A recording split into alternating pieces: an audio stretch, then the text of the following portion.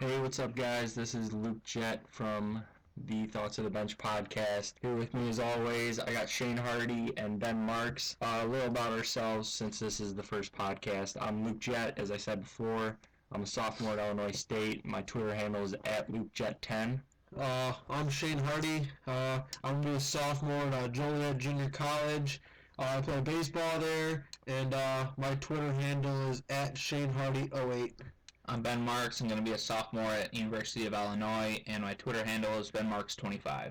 Perfect. All right, let's just jump into this. We're going to start talking about Game 5 of the Eastern Conference Finals between the Pacers and the Heat that just finished probably about 15 minutes from when we're recording this. If anybody didn't know, that Heat won 90-79, so they take a 3-2 lead in the series. If you think about it, LeBron just really dominated in every facet of the game. He had 30 points, 8 rebounds, and 6 assists to lead the Heat, and he's just that good. Yeah, I mean, especially there coming on the second half. I mean, he changed his shoes at halftime if that had anything to do with it, but I mean, he just came out on fire. I mean, so did Haslam. Came alive a little bit there in the second half, but for the most part, they just shut down, Roy Hibbert in the paint. Roy Hibbert still had 22 and stuff, but they didn't, weren't as successful down in the paint as they were in the last few games because they were bringing the double team and stuff all game, and the scoreboard really showed it.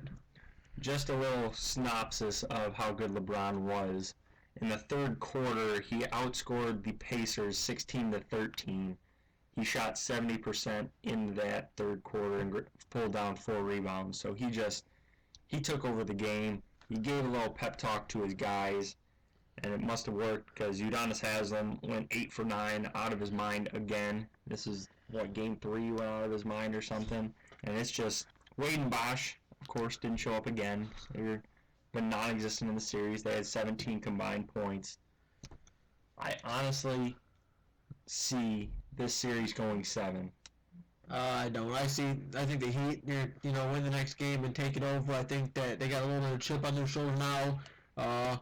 The Pacers are going to have to make a really big adjustment here if they're going to want to contend next game, because the Heat kind of found their weakness with the double teaming in the post, and they weren't able to execute their outside shots all that well. But let's jump in real quick here to the beginning of the game. In the early second quarter, when there was an altercation between Tyler Hansbrough and Birdman, I just want to see what Luke and Ben's take was on that, because I thought the Birdman should have been gone. I mean, Nazir Muhammad pushed LeBron once, and he got thrown out of the game last time they played the Heat. But Anderson pushed him down to the ground pushed him down to the ground once, but then continued to push him again. So he technically pushed him twice and only got one technical and flagrant one. But I don't see how that's fair whatsoever, in my opinion. For the people that don't know, it was off a rebound, and the ball was outletted out. Hansbrough was running down the floor. Anderson came in and lowered his shoulder into Hansbrough, fell down, got hit.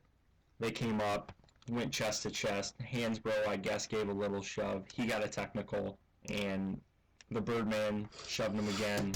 He got a personal foul for his lowering his shoulder. They went back and changed it to a flagrant.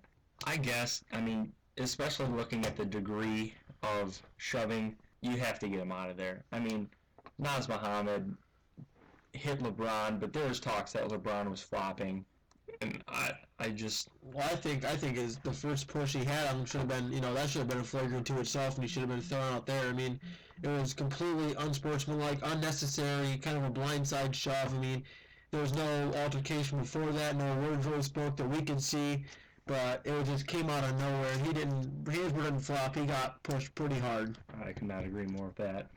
I think the reason why he didn't get tossed in the first one is because it was during play. Like when Heinrich and Rondo got into it in 2008 playoffs. Many people think that Rondo should have been tossed, but it happened during the play. So Rondo only got a technical instead of getting tossed. Whereas Nazir Muhammad, after the whistle was blew, LeBron got a technical, then Muhammad pushed him down. And I think Birdman and then pushed Hansbrough a second time because Hansbrough got into his face. So you're telling me if Hansbrough would have fell down, though, after the play, then you think Birdman would have been ejected from the game? Possibly, but Well, that's just it right there.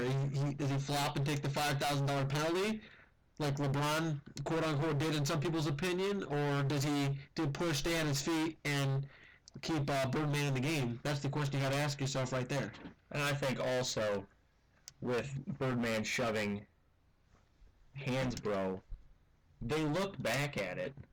They could have changed it to a flagrant 2, which would have kicked him out of the game. If they think that it wasn't that bad of a thing, which I certainly believe that it should have been a flagrant 2, in their opinion, it wasn't that bad. They changed it to a flagrant 1 instead of a personal foul. Pacers got a foul shot and the ball. I just don't know. I think that should have been easily flagrant 2, and we might see a fine or a suspension looming depending on how the commissioner's office views this. I see more of a fine than a suspension. I mean, Nazir Muhammad actually got ejected from the game, and he didn't even pick up a suspension. I just see maybe a fine coming if that's it. I expected actually a suspension when Dwayne Wade went up and hit Stevenson? Is that who it was? Oh yeah, that thing too. He hit him in the head, with an elbow. Whatever, could have been accidental. It looked pretty on purpose from my point of view, and he didn't get a suspension. So I don't quite see how this is going to lead to a suspension. Yeah, I think Wade should have been suspended for that too, because I think that was vulgar. But that's another topic. Yeah, another aspect of the game. Let's talk about Udonis Haslem. I mean, what a game! I mean, it's like him and Ray Allen have switched bodies recently or something like that. He just can't miss, and Ray Allen's just having a hard time hitting shots. And I don't know what it is, but the last few games, Udonis Haslem that just came to play. Exactly. Game 3, I think he went 8 for 9 or 9 for 10 something. 8 for 9 again tonight. Every time LeBron drives in the lane now, he looks for that short corner because the Pacers don't want to bring Hibbert out because they want to defend against LeBron, and that opens up a lane for Haslem to score.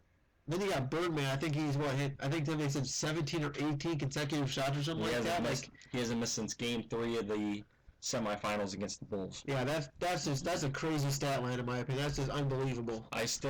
As much as that is impressive in its own right, I don't think it's that significant because literally 16 out of 18 those shots are dunks. I mean, if you're missing dunks in an NBA game, then you shouldn't be in there. He hit a 7-foot jumper today. Okay, that was probably the first shot throughout the streak that was outside of the paint. In reality, I just think the consecutive streak itself. I don't know. It's just something you don't see every day, I guess you can say. I still think it's going to be interesting to see if the Heat do win Game 6, which is Saturday at 7:30 on TNT, how they match up against the Spurs. I think the Spurs have a very good advantage against the Heat. Tony Parker getting in there. The Heat still have problems guarding big guys. They got Splitter. They got Duncan. They got guys that can come in and post up and shoot. I see the Spurs being a huge, huge problem for the Heat. The Spurs are a very, I wouldn't say old team, but mature team. They really know how to keep their head for the most part, and I don't think that the Heat are going to be able to get under their skin as much. I don't think Birdman's going to be able to get away with as much as he is now with Tim Duncan and Splitter, because Splitter's a really big guy, and Duncan's just one of those guys who've been in the league for years and played against all the people back in the day when it was more physical and stuff. So I don't see that being as big of a problem as it is right now. I believe that back in the earlier 2000s, that the Spurs would have played the Heat in a 7-game series. I think the Spurs would have, beat them in 5 games. But now that Duncan is older, Parker's older, Ginobili is also older, I think it'll be an interesting matchup to see how they match up against each other. But Parker is actually getting better and better as he's been playing. I don't care what you say; his stats are proving it that he's just getting better and better every year. 37 points in the clinching game against the Grizzlies, and a lot of people actually had the Grizzlies winning that series. The Spurs just came in, took every punch that the Grizzlies gave, and swept them. Yeah, I think they're just very, very good team chemistry, and I don't see that going away anytime soon. All right, now we're jumping ahead of ourselves here, talking about the finals. There's still one game to be won by the Heat. The Pacers could very well go back to Indiana, win, and then go to Miami and win a Game 7. Paul George is turned into a superstar right in front of our eyes watching this. Yeah, he dropped 27 points tonight. He was 5 from 8 from three-point range, and he pulled on 11 rebounds. I mean, I watched the whole game, and it didn't seem like he had that many points, but, he did. And, like I said earlier, Hibbert didn't seem like he had a great game either, but he had 22 points and 6 rebounds. And then David West also had 17 points and 8 rebounds. I mean, so their stat line wasn't all that bad, but they just didn't play, just didn't seem like they were playing as good as they had the last few games. I just didn't seem the same to me. The thing that hurt the Pacers tonight, their backcourt. Stevenson and Hill had 5 points on 2 of 12 shooting. Both of them. You're not going to win if your backcourt scores 5 points. You're just not going to. It's not going to happen. Jumping ships here, we're going to jump into talking about the NBA draft. The lottery was 2 weeks ago, I believe. 3 weeks ago. The Cavaliers, if you haven't noticed, won the NBA draft lottery for the second time in 3 years. Bulls got the 20th pick. They made the playoffs, of course. The number 1 overall prospect is Nerlens Noel, coming off an ACL injury. He's center from Kentucky. He's a freshman. Ben, tell me a little bit about him. Like you said, he's a center from Kentucky, and that was a tough conference, and he was really playing well before I got injured. But based on what I've heard, that he's coming back stronger than ever, and I think he's just the best player in the draft. He's a big shot blocker. Can jump. He's about 6'10", 6'11". He can get up. He can rebound. Reminds me a little bit of an Anthony Davis. More athleticism, a little bit shorter. But I wonder if the Cavs are going to go in a different direction rather than go with Nerlens Noel as a census number 1 overall pick. I think they're going to go with Noel, but I think my favorite player coming out of the draft is Victor Oladipo. I mean, I see tons of Dwayne Wayne-like comparisons. I really don't know what it is about him. I think he plays good defense. He can get to the rim. He's a good finisher. He's working on his shot, and he's falling a little bit more for him towards the end of the year. But I think in the long run, Victor Oladipo is going to be one of the best players, if not the best player out of this draft.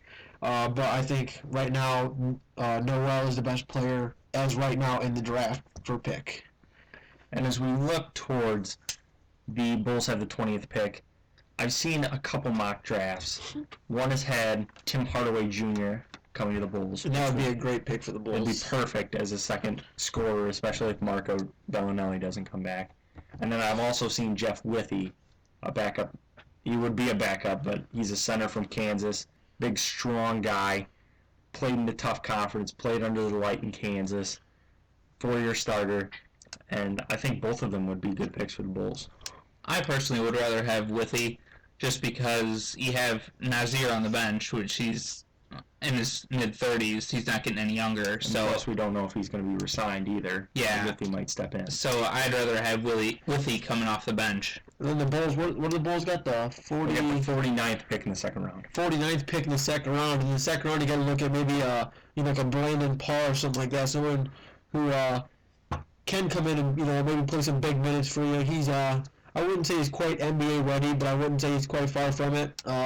I think he can be a pretty average player in the NBA. I don't see him being a superstar by any means, but I do see him, having a few solid years, and I think that's what the Bulls need right now is a taller 2-guard who can hit some shots and make some plays for himself. I think if Brandon Paul drops down to 49, you have to pull the trigger on him. And I've also seen Shabazz Muhammad, forward from UCLA, drop down to the 20th pick. Seth Curry would be a perfect option. I've even heard that the Bulls might even try to trade Luol Deng, save some salary cap, and try to jump up to get a lottery pick. I mean, could you imagine a Ben McLemore in a system or an Otto Porter Jr.? I mean, it'd just be unreal. I think that'd be the best way to go. Is you trade your first round pick and Deng for even the 3 pick would work. Yeah, I agree. I think it'd be good. I think Jimmy Butler proved himself this year that he can step up and play with the best of them. A really, really big Luol Deng fan. I've liked what he's done the last few years with the Bulls, but it might be time to part ways. Jimmy's going to step up, and I think also the same with Taj Gibson and Carlos Boozer. I think it's about time to part ways with Boozer. Get another younger guy to come in, and I think Taj is ready to step up and take that starting role. I would agree. And if you're jumping up to the 3 or 4 pick, wherever you're going, you got to get a shooting guard if you're trading away that, because Butler's going to slide right into a 3 if you're trading Dang, and I think McLemore would be just fantastic in a Bulls uniform. That's just me. And if even if they didn't, trade up and they're looking to get a shooting guard late second round, like a Brandon Paul or something like we were talking about, and they are considering getting rid of Carlos Boozer, you have to look at a guy like Jackie Carmichael, big body, pulls on a lot of rebounds, just a hustle player. Expecting big things in the NBA from him. I think he'd fit right in with the Bulls, and we're actually gonna have Jackie here in a minute for an interview. We got him on the line. Jackie, what's up? Hey man, glad to be here, man. Doing good. All right, that's good. Jackie, for the listeners that don't know you, you went to Illinois State for 4 years. You got invited to the draft combine in Chicago. How was that? It was good. Definitely a great experience.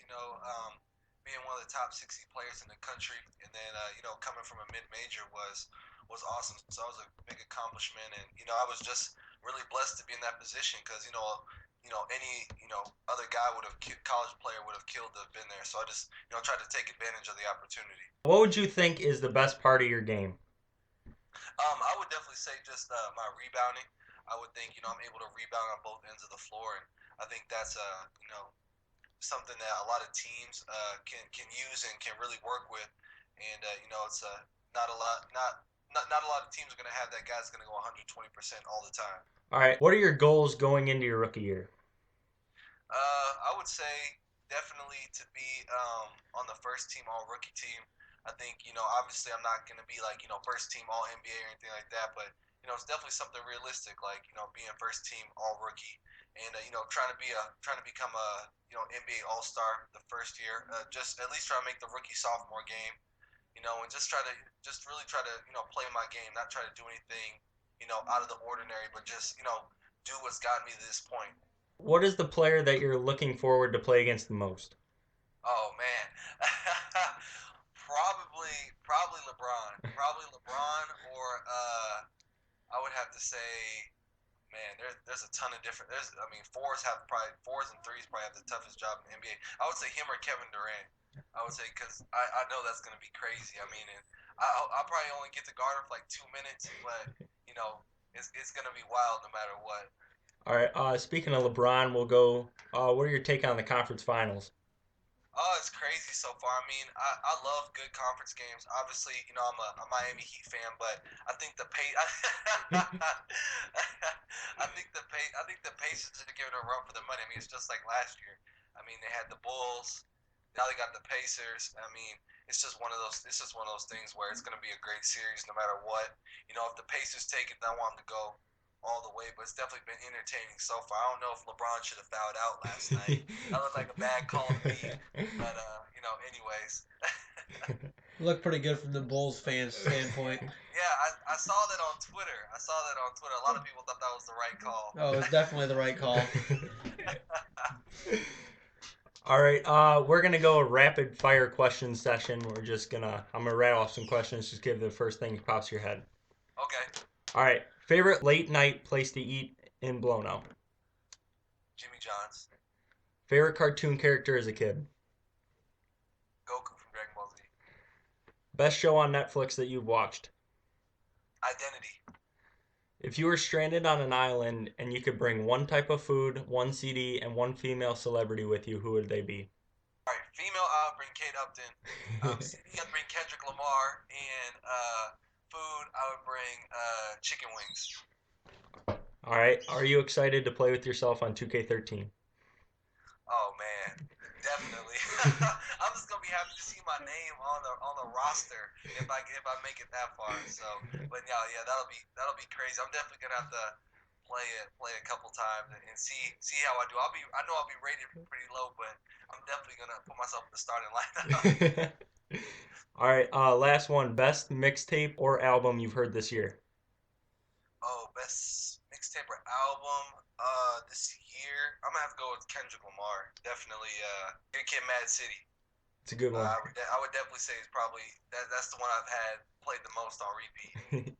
All right, that wraps up our interview with Jackie Carmichael. Jackie, thanks for being on. No problem. Thank you for having me. All right, hope to see you back. All right, appreciate it. Thank you. That was Jackie Carmichael here with us. Could not be a nicer guy. Yeah, very, very great guy. I mean, wherever he goes to, he's gonna have not just a great, player, but a great teammate. He's an overall, like Luke said, great guy. He is. He's so nice. Took time to be with us on our first podcast. Nothing but nice things to say about him. Very humble guy. I mean, we're happy that he came on here and did this for us. And he's gonna have a big future. And looking down the line, when he gets drafted, there's a couple different interesting options.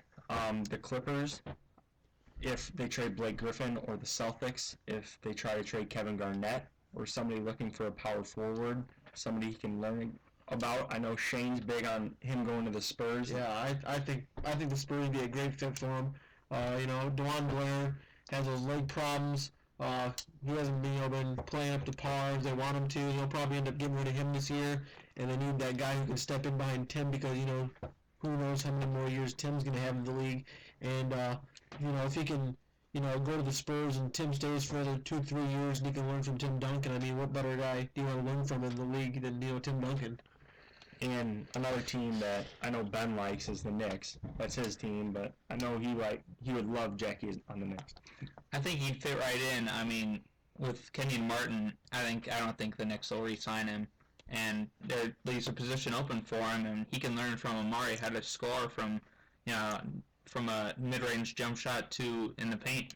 Another possibility I've also heard is the Minnesota Timberwolves, because there's speculation of them not having Kevin Love except for this year, getting rid of him next year in a trade maybe or something like that, and having like a Jackie Carmichael who can step up and play a role like that and bring in somebody in if they do get rid of Kevin Love at the end of this season, or next season I guess I should say, then that would be a smart move on their part, I would say. He has worked out for the Bulls. He worked out for the Timberwolves earlier this week. I know he said he might make his way down to Houston to work out for the Rockets. Anywhere he goes, we wish him the best of luck here, and he's welcome back anytime. Yeah, he told us he'd be back. We'll probably have him back on here, a few weeks or so. Hopefully right after the draft. That'd be perfect. Other news, it happened last night as we're recording on Thursday night. The Hawks won their Game 7 against the Red Wings, 2-1 in overtime. Big victory. They'll be taking on the Kings Saturday at 4 o'clock on NBC Sports Network back at the UC. If you are not doing anything and you want to spend $150, you go to the UC and you go see this team play because there's something special. Oh, yeah. I mean, especially with Madhouse on Madison, man. I mean, you can't go wrong there, especially, a hockey game. It's an awesome feeling. The place is going to be nuts. It was rocking in Game 7. It's got to be even more electric now. Speaking of the UC Rocket, I mean, that goal ended up getting called back. The UC was going crazy, and then that goal getting called back, and we'll call it a controversial call because, I mean, that's all I can say about it. I mean, my opinion is an awful call. I saw a lot of tweets online, from other hockey players who also agreed with me. Most of the announcers were saying the same thing. I mean, that could have cost the Blackhawks the game. For anybody that doesn't know, Nicholas Chalmerson from the Blackhawks went in to their zone, shot it, and scored.